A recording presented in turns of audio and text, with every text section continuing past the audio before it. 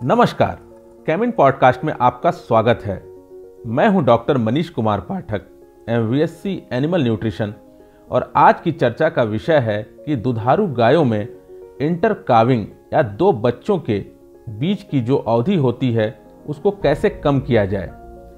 इस ज्वलंत मुद्दे की गहराई में जाने से पहले आइए जानते हैं कि इंटरकाविंग पीरियड क्या है और यह कैसे डेयरी फार्म की लाभप्रदता को कैसे प्रभावित करता है। इंटरकाविंग पीरियड दो क्रमिक ब्याने के बीच की अवधि होती है। गायों में सालाना एक बछड़ा और भैंस में हर 15 महीने में कम से कम एक बछड़ा किसी भी डेयरी फार्म की लाभदायक आर्थिक स्थिति के लिए आवश्यक है। यदि ब्याने का अंतराल लंबा है तो डेयरी गायों के जीवन काल में बछड़ों की संख्या में कमी आती है और साथ ही साथ गाय के द्वारा दूध के कुल उत्पादन में भी कमी देखी जाती है। इष्टतम उत्पादकता प्रत्येक वाणिज्यिक डेयरी उत्पादक का लक्ष्य होना चाहिए और यह उत्पादकता गायों में हर साल कम से कम एक बछड़ा पैदा करने से शुरू होती है और उचित पोषण प्रबंधन और एक अच्छे स्वास्थ्य प्रोटोकॉल के साथ यह लक्ष्य आसानी से प्राप्त किया जा सकता है।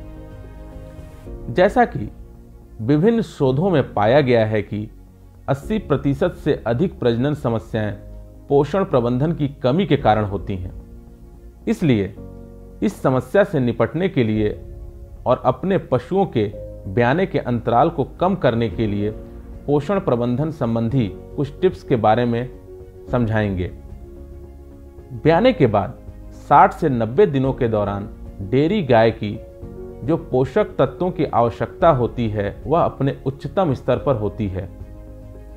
और दिलचस्प बात यह है कि यही वह समय होता है जिस समय हमें अपने पशु का सफल गर्भधान कराना होता है, जिससे कि हमें उच्चतम उत्पादन प्राप्त हो। इस समय पशु के सामने दो मुख्य चुनौतियां होती हैं। पहली, उच्च दूध उत्पादन, और दूसरा, ब्याने के बाद प्रजनन तंत्र में हुए बदलाव को अगले गर्भधान के लिए सामना करना।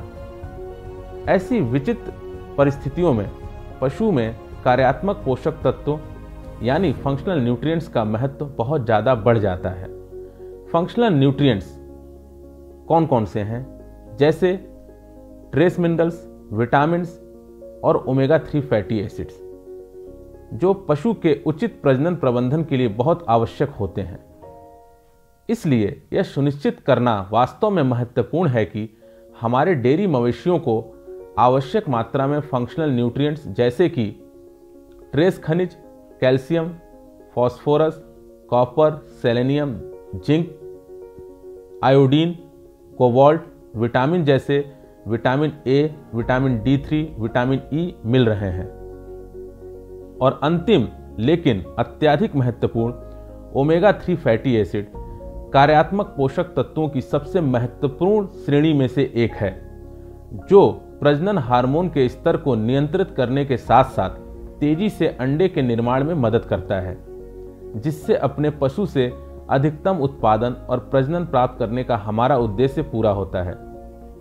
तो मेरे प्यारे पशुपालक भाइयों, अब समय आ गया है कि आप अपने डेयरी पशुओं से अधिकतम उत्पादन और प्रजनन प्राप्त करने का उद्देश्य पूरा करने के लिए खनिज, विटामिन और ओमेगा 3 फैटी एसिड जैसे कार्यात्मक पोषक तत्वों का प्रयोग करें और अपने डेयरी व्यवसाय को समृद्ध बनाएं। धन्यवाद।